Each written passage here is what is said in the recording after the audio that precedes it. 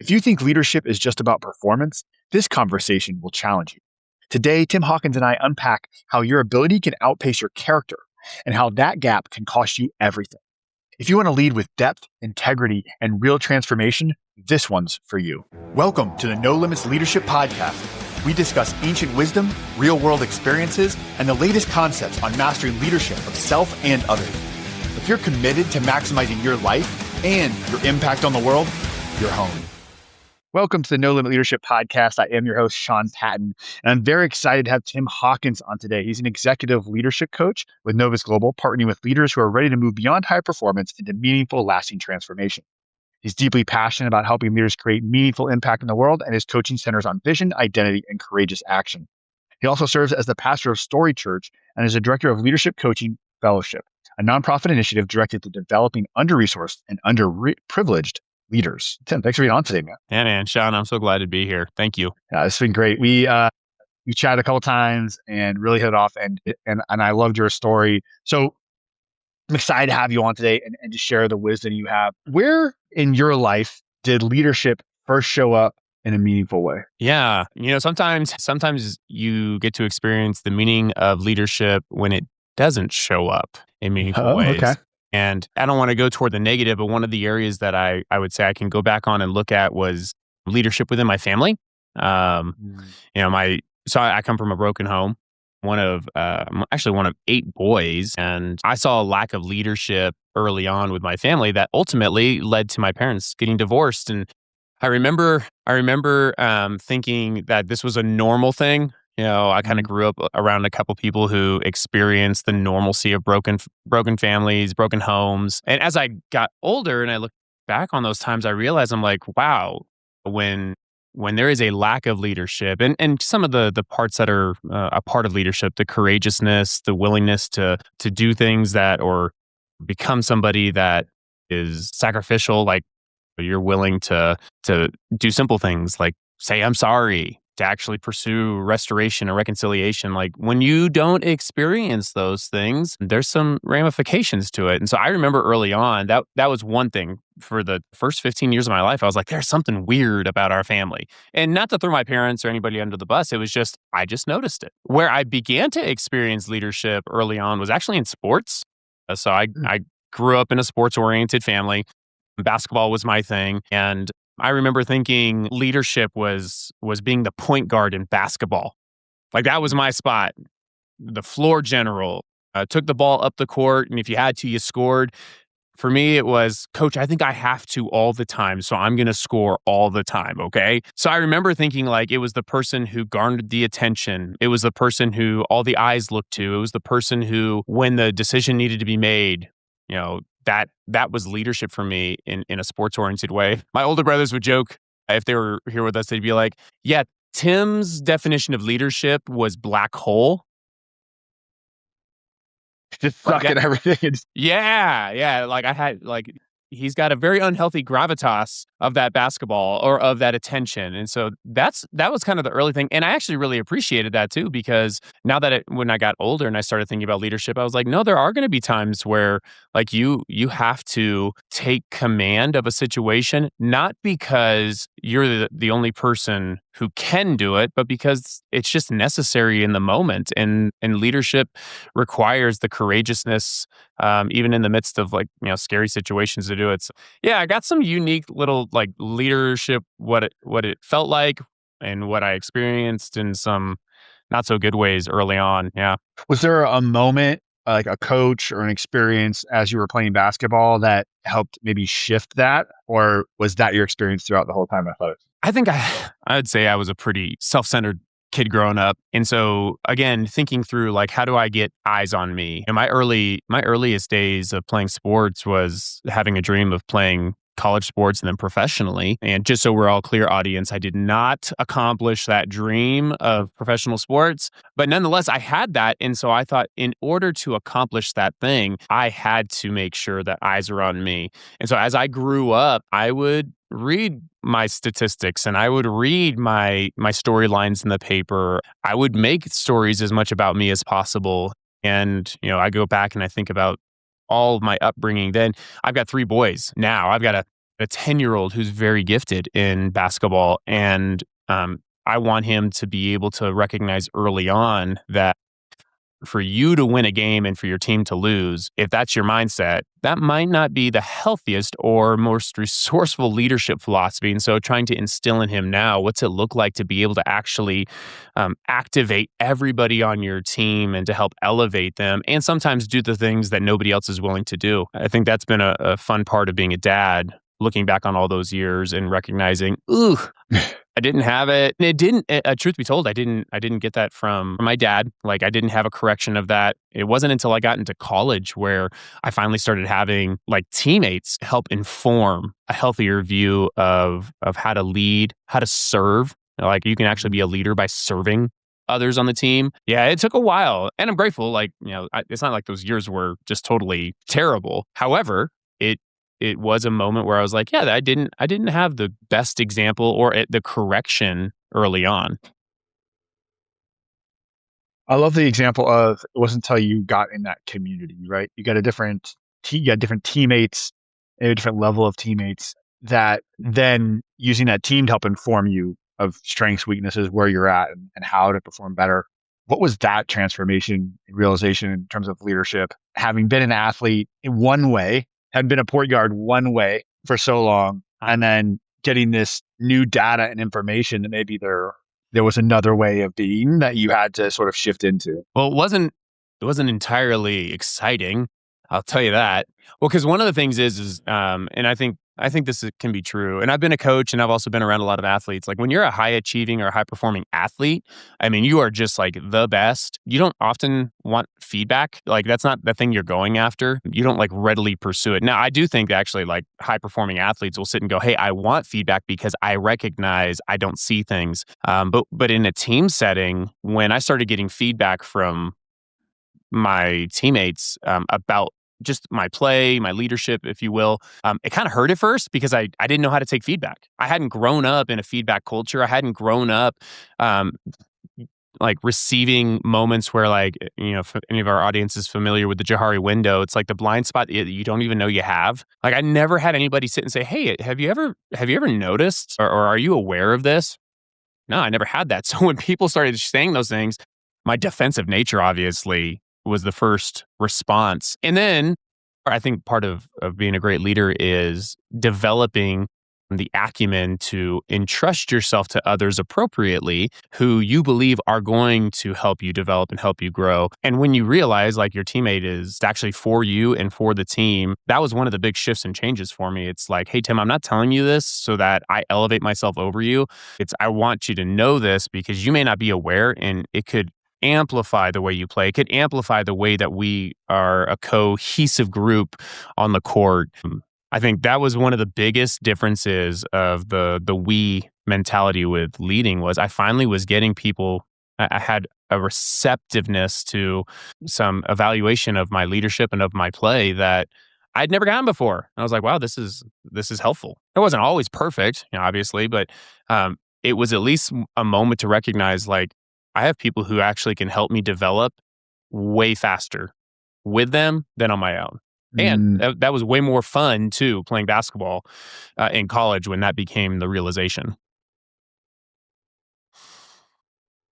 Such a great lesson for so many people as they move up through life, through an organization, through leadership levels, where they, again, that whole like what got you here won't get you there thing, or that there needs to be, in order for them to improve, that needs to be this next level of sort of character development. And Yeah. And that's something that I know I see personally. I just see a lack of when I look at let's just call it like leader development program space. When I look at it's just so interesting for me when I came from like every leadership program training I went through. And that's everything from like, Boys State or, Boy Scouts, right? Like you become an Eagle Scout, whatever, Oh, yeah. to wrestling team captain, to being in wrestling, to going to West Point, right? Like the nation's premier leadership institution. Every one of those things, and every time I got into a officer development program for that, it always started with character. It always started with leadership is about who you are. It always started with a cadet will not lie, cheat, steal, or tolerate those will do. It all started with duty, honor, country. It always started. That was the first discussion, and then I don't see that as often brought up or discussed when it comes to how do we develop great leaders in business. Do you see the same thing or no? Yeah, and I because of the work that I do, I get to work a lot with like leaders in businesses, executives, entrepreneurs, and what my experience has been, and so this isn't universal truth, but it's been universally true a lot of the times is like some of my clients will conflate the difference between capability and character or ability and character. And so the unintentional thought is like if I am able, capable, competent in something, then that means potentially that my character is developed. I can and should do things, and that is not entirely true. Throughout life, I think it's pretty fascinating that we can grow in our abilities and capabilities at a rate that outpaces our character, typically because we like to give attention to the task-oriented things. We like to give attention to the pragmatics and the actionables. And the character component is kind of below the surface. It's sort of there when people call us out, we'll be like, oh, okay, yeah, I can give focus to my way of being, but doing is just so much easier. So when you stop and slow down and ask somebody like, hey, like, how does your character inform the way in which you want to lead right now? Oftentimes that question can be received with, a blank stare because you're asking me to consider my character first. I just need to do.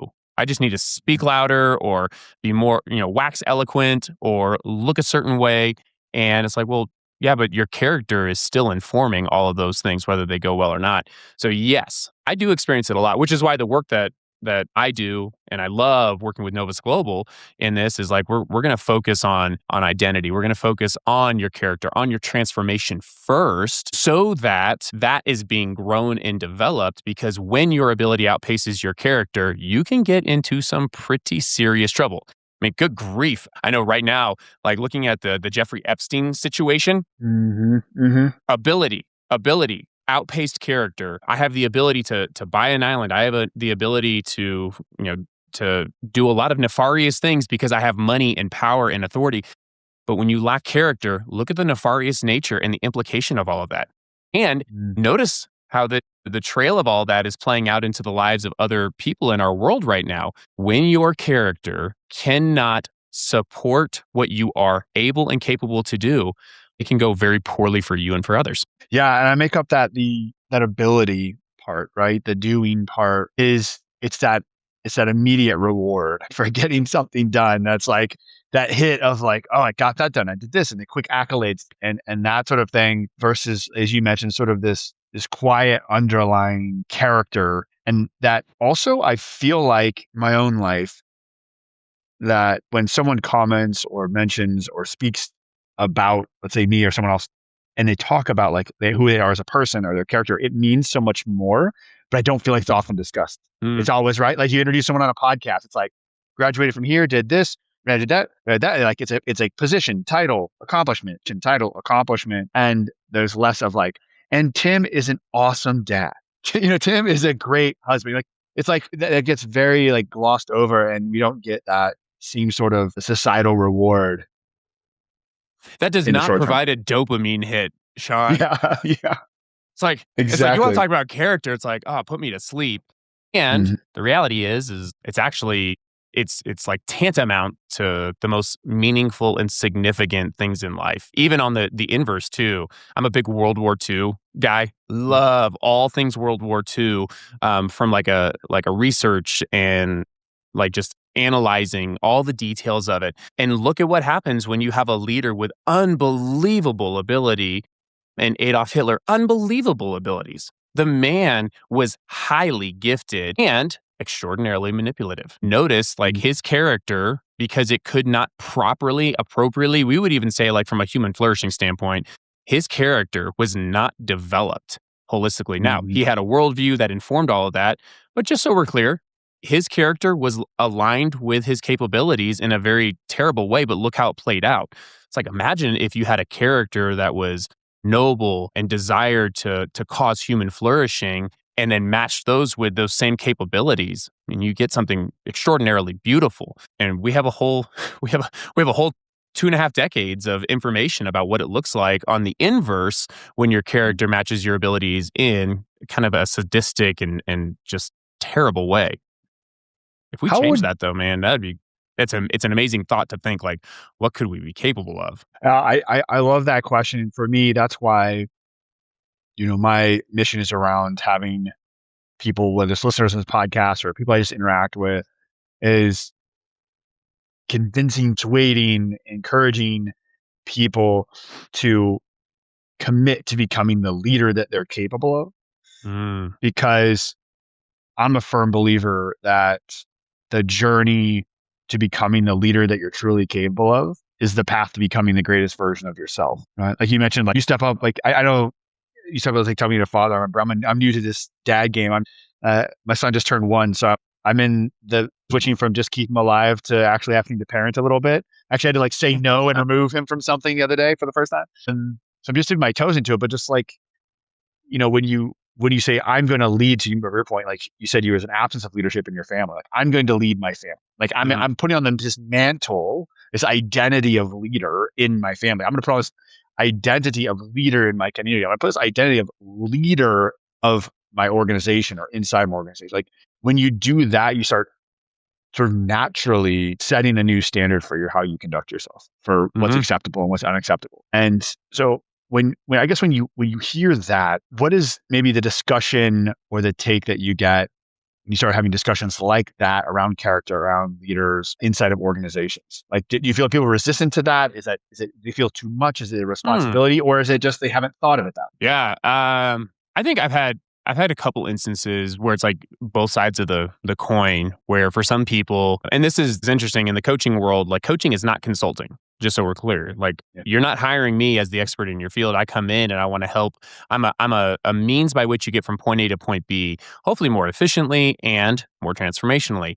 And so when you come in as a coach and you're giving emphasis to like a person's being, it can be a little offsetting when they're like, why are we talking about this? Like, we just need to reach a goal of $1 billion by the end of the year. And this guy's over here talking about how the gap between where we are and where we want to be is actually a character shift. And so, and notice like in our culture too, doing reigns supreme. If we do enough, we'll then have enough and then we'll be enough. And so coming into a culture that is like that, where doing kind of sets the stage. Like, what must we do to accomplish said things? And you come in and you kind of reorient them differently. It can feel a little strange. I know that for myself. Like if I slow down and stop going, well, hey, what do I got to do today? And I actually ask the question like, hey, who do I need to become today? And what does that version of myself then commit to doing? Even that extra little bit requires more of me. There's a whole way of thinking and being. And so I think depending on the organization, if doing has always been the way, it's gonna be strange. And what's really interesting is that when like you put character at kind of the focal point of how you accomplish things, generally speaking, you can accomplish more and do it in a way that is both very satisfying and I would say even quicker. So there's a uniqueness to the conversation, which is fun to have in any circles. Like I just got off a call with a brand new client before getting on the podcast. And the question we were having in regarding his vision was, it's like, hey, notice how specific your vision is in this thing. Before you start thinking about what you need to do to get there, like, how do you need to reinvent yourself that this beautiful and impossible vision would become a reality? And it was fun to watch as he slowed himself down and he really thought through it, answered the question, and then we strategized around it. It was an amazing moment to be able to sit and see like he's navigating the character of who he is. And when we finished the call, he had a great satisfaction because he's like, wow, I see how this could play out elsewhere. So to your question though, is I see both ways. Some are very receptive to it. I mean, I'm in the nonprofit space. I'll work with churches. And for any of our listeners, churches are not perfect places of perfect people by any means. a lot of churches have a doing mentality. And you're like, that's so interesting because don't you follow Jesus? And Jesus talks so much about character formation. Yes, just notice how heavy the culture is in Western society that shifts toward just get it done. Slowing down and thinking transformationally about character, it's not a muscle that I think automatically is being employed. It's an underdeveloped muscle in the sense of how we accomplish things. Well, maybe your client or when you work with an organization, when you see the need for that, and I'd almost tying it back to your first comment of going through athletics in college, there needs to be a mechanism to kind of set and get feedback on where that is at. How do we check our blind spots, like you said before, right? Like they're blind for a reason. So tell me a little more about how that mechanism looks when it's implemented well. Well, there's a couple ways that I like to employ it. One is like, hey, if we're going to work around vision, for instance, like let's create a very aspirational vision that excites you and you would normally say is impossible. Your intuition says is impossible. So that's one way to get to it, because then if you're in a place where you're like, that would be so amazing to accomplish and I don't think it's possible, then we're in the realm of, great, this is a character opportunity. Like transformation is now a conversation that we could potentially have. So that's one way of doing it. Another way of engaging the conversation is to talk about failure. And so asking a team like, hey, however you define failure, let's talk about, do you think the failures you've experienced that have kept you from getting to where you are now, are they competency failures or are they character failures? And allowing them to begin sifting out, like, this is interesting. We haven't accomplished this because nobody says this, but it's like, because as a company, we are selfish, we're greedy, and we're narcissistic. Okay, that potentially is a character issue. If you came in, you're like, we don't understand the industry fully, and so we think we're playing behind the eight ball, that might be a competency matter. And the great part about it is you can navigate a character conversation in that space the same as you can with a vision conversation. The failure aspect, I like to navigate the failure conversation in some spaces. One, because failure can be formational. It can be highly, highly helpful. But also, if they recognize this, failure of character can sometimes be very disqualifying. Like you don't get a second chance in some instances if you're having a failure of character. I mean, coming from a military background, Sean, I imagine you probably have stories where somebody failed due to a lack of character and it disqualified them. Had them maybe dishonorably discharged. I mean, who knows? When you have a failure of competency, there's some opportunities there. Some of those can still be disqualifying, but sometimes competency matters can be trained around. Obviously, you can grow in your intellect. So I like to approach it in both spaces, mostly to help people recognize, like, doesn't matter how you skin the cat, character is still going to be a part of whatever it is you're trying to accomplish. If you want to look at yourself at the end of the day and be very pleased with not only what you accomplished, but how you accomplished it. It came for me as you described that was how we keep using this word character or values, but like could be perceived in some circles or even in my own perception. Sometimes it's like black and white, right? Like this person has character or doesn't have character. It's like you're either, so it's like I have character. Like it's either you have it and you don't type of a thing. And what I'm hearing from you is that like when you approach it with this feedback loop or, you really are approaching character with like curiosity and seeing it as this way of being, this character development as an ongoing constant process, something that's never complete, can always improve, as opposed to this, you don't have character, we need to get you character. When you have character, then you're good. Yeah. And I do think we live in the United States of America where I think we are very quick to point out a character flaw and then exploit it as an end all be all. And again, some things from a character standpoint, we could easily sit and say like, yeah, you might be able to grow from that. I can't really trust you again. Like that was such a terrible thing out of your character.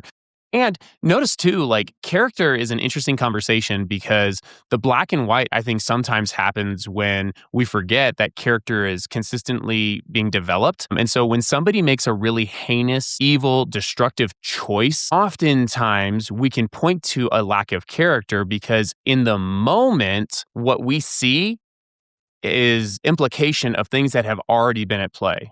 If I were to use like in a leadership standpoint, if a leader is willing to lie to the shareholders about their business in order to make it look good, in order to make them look good. That's not a decision you just make because you're like, I don't know how to actually tell them this, that our business is not doing well. Like, you don't have that. There's a developmental buildup to it. I'll use myself as an example here. When I was pastoring my first church, I plagiarized another pastor's sermon series from another pastor. And one of the things that came out from that was, one, that was kind of a disqualifying thing. Like, it did hurt my relationship with the church. And I think that was good. It was good for them to sit and say, hey, Tim, this is not right. Like you know better. I mean, I have a master's degree. And so I learned over the course of my education that plagiarism is not okay. One of the, if I would say, like, if I could like claim an opportunity in it, was getting down to the belief. So plagiarism is an action. There's generally an emotion underneath that, and then there's a deeper belief. And I remember coming out of that season, one of the things that I realized was I plagiarized because I believed I was not capable, gifted, intelligent enough to craft my own messages to speak to the people I lead. I had a deep-seated belief that others say it better, and therefore I should just take what they have and go with it. So it was naturally a belief about myself. And that was a really meaningful thing, because in that moment of I actually committed plagiarism, that had been building up for a time. I had been believing something about myself for a time. I had an emotion about my own leadership, about my own speaking capabilities for a long time. And then eventually it came to this place where I allowed those beliefs to run their course, and lo and behold, I plagiarized. So part of the character conversation is recognizing you are always developing or undeveloping in your character.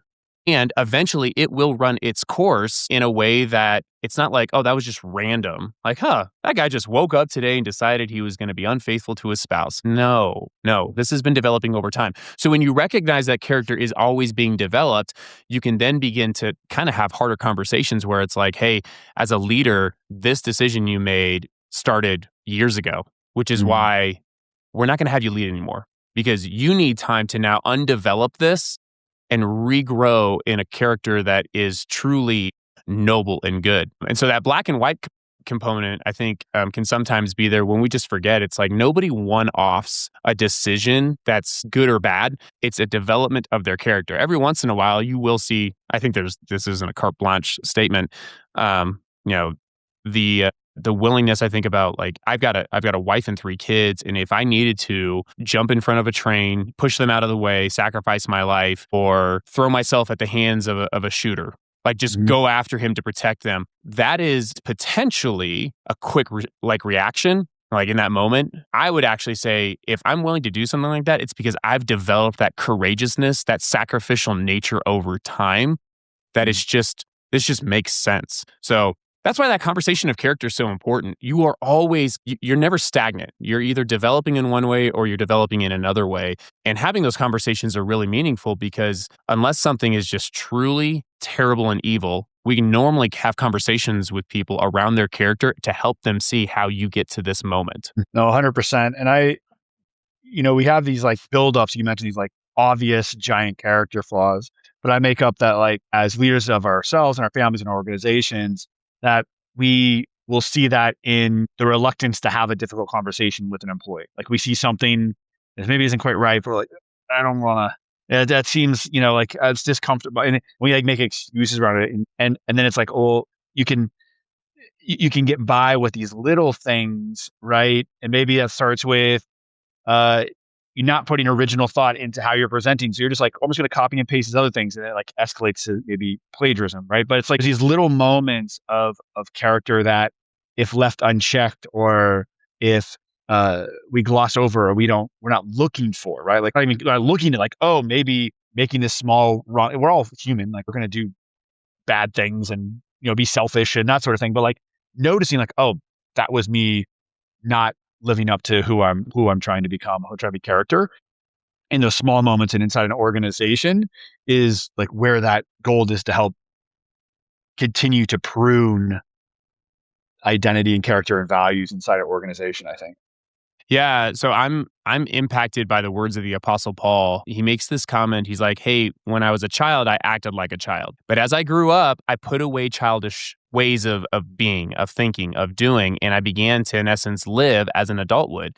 And the reason I appreciate like that moment is he's in essence trying to touch on the fact that if we don't recognize, and you made this comment earlier, like you can't accomplish things that you've never done before if you want to remain the person you are right now. You're never going to accomplish adult-like things by childish ways of thinking and acting and feeling and behaving.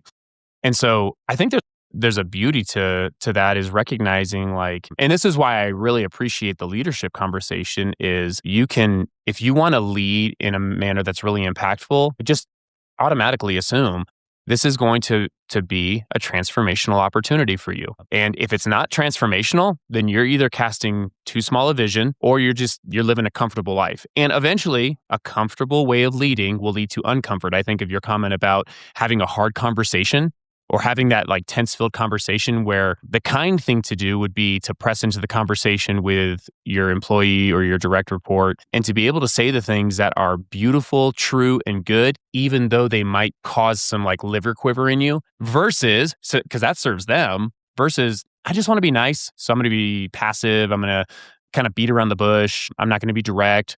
Well, that serves you as a leader. And that's not transformational. Everybody can do that. So there's little components where you can recognize, no matter where you are in your leadership hierarchy or space in life, there are always opportunities to lead with greater character. Mm-hmm. I think that's a valuable thing for even me right now, as I think about some of the people that I'm serving as a leader. And I'm like, how can what's the growth opportunity for me in working with clients I have clients all over the place in terms of just their background, socioeconomic status, the way they think. And am I approaching each of them with like, man, what an opportunity to serve them, to lead, and to grow in ways that I'd never be able to. Like that, again, it takes time. Mm-hmm. It's very purposeful. How, as in organizations or as leaders in our lives, do we invite real feedback? Not surface level, but like how do we get that into our lives? You mean other than social media? Yeah. Just a poll on Instagram. Yeah. Yeah. Green swimsuit or the red one? Yeah. Well, and again, notice, this is the funny part. I think for all of us, first of all, notice we all have feedback for others. Always have feedback. And it doesn't mean it's necessarily like helpful, but we always have feedback for others, which means as a leader, for the people you are serving and you are leading, they have feedback for you. And how you view feedback, what's your relationship with feedback, is going to ultimately determine whether you pursue it, how you receive it. So my encouragement would be, if you're a leader, one of the ways you can get out of your own way is to actually invite people into those feedback conversations, but also to actually I wouldn't say and to actually set the parameters for it too. This is one, again, I love what we do in Novus Global. We affix feedback to vision. So when we invite feedback, we're inviting feedback, not just unguarded.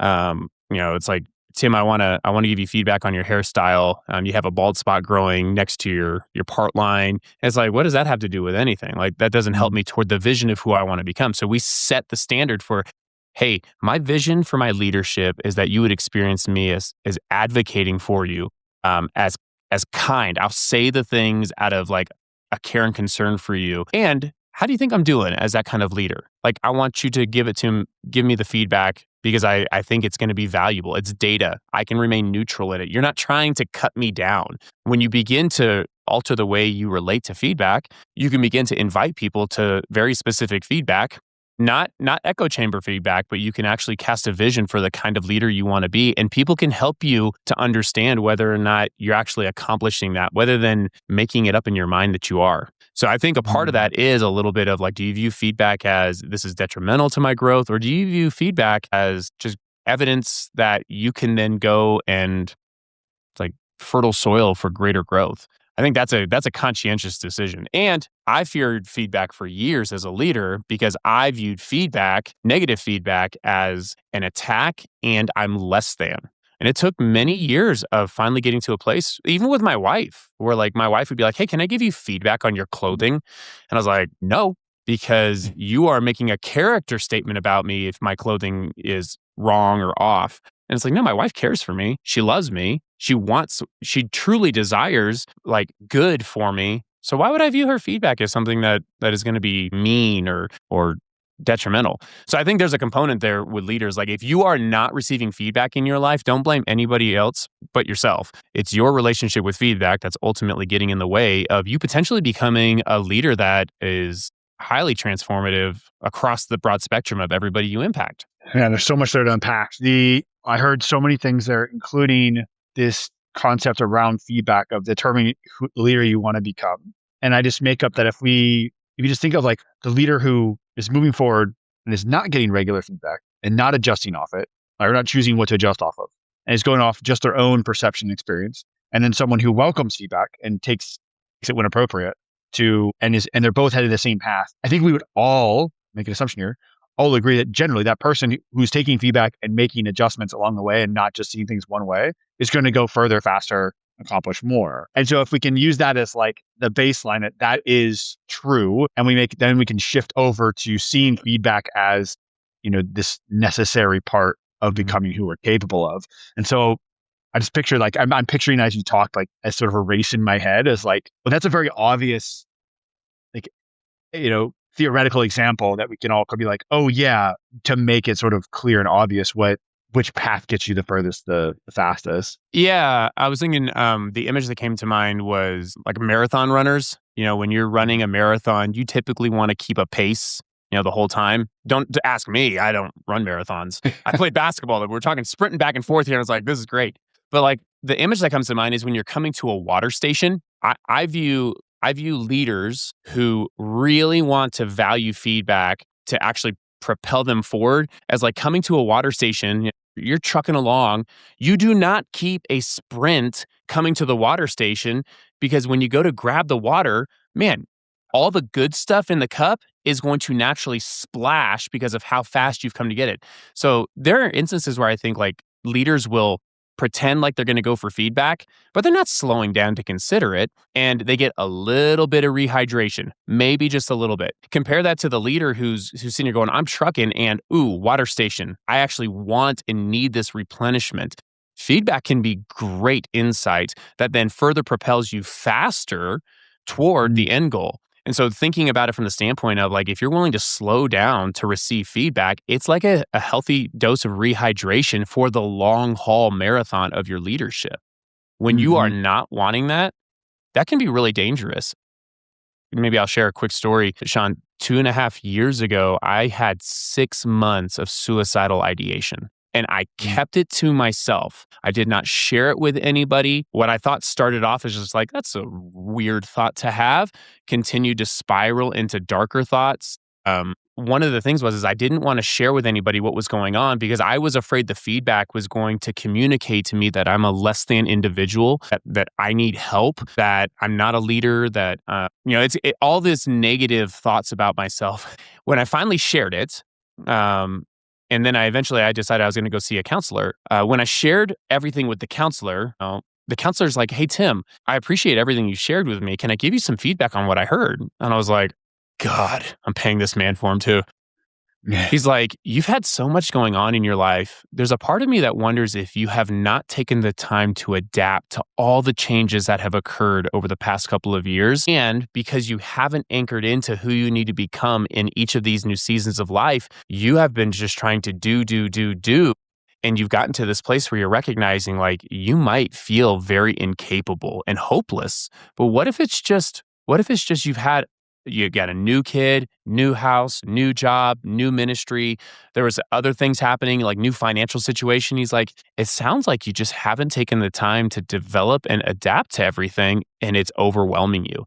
And I remember going, wait a minute. So I'm not crazy? Like I'm not less than? He goes, but what if it's something that if you just took the time to really press into and invite others into as well, that this would no longer be a maladaptive situation. And I remember thinking that feedback was so freaking empowering. Like it was amazing. One, to hear somebody say, Tim, I think you actually are just taking on a whole lot, you freaking high achiever.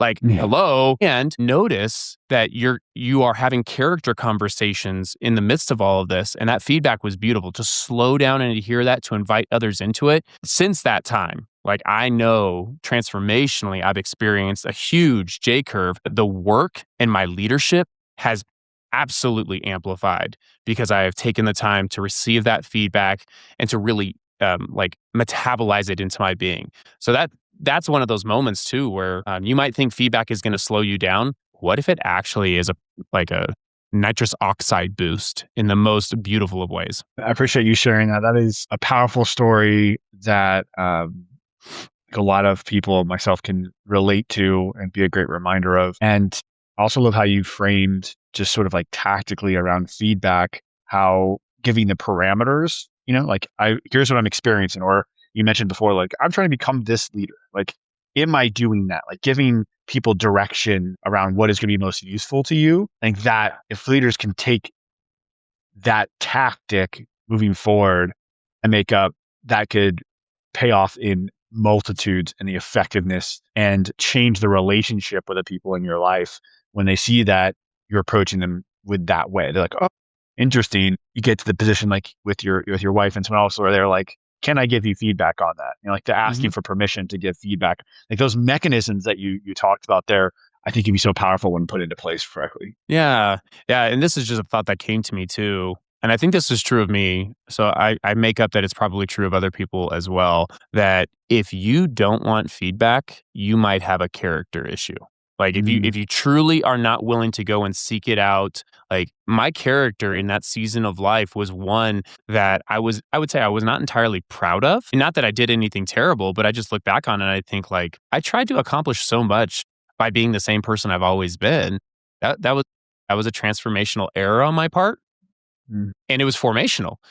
And so if you're a leader and you're sitting here going like, I don't want feedback, I try to move away from feedback, or I take feedback in like tiny morsels, but it's just whatever. Like just be aware that might be some evidence and an indication that there's something more, there's deeper something going on. There's a belief about yourself or a belief about others that is getting in the way of being able to take feedback and say, hey, this is good. And truth be told, if you haven't gotten feedback in a long time, it might feel like a fire-breathing dragon right off the bat. But it also might like breathe away all the crap that is truly something you don't want a part of your life. And you're left with those golden nuggets of data afterwards that are beautiful and good, super resourceful. And then you begin to develop that kind of feedback nature as a way of going forward. But that would be something just like, I just came to mind. I was like, oh, every time I fear feedback, I'm protecting something about me that I don't want to develop and grow. And I don't want that. Yeah, letting ego run everything. Right? Oh gosh, yeah. Well, and again, just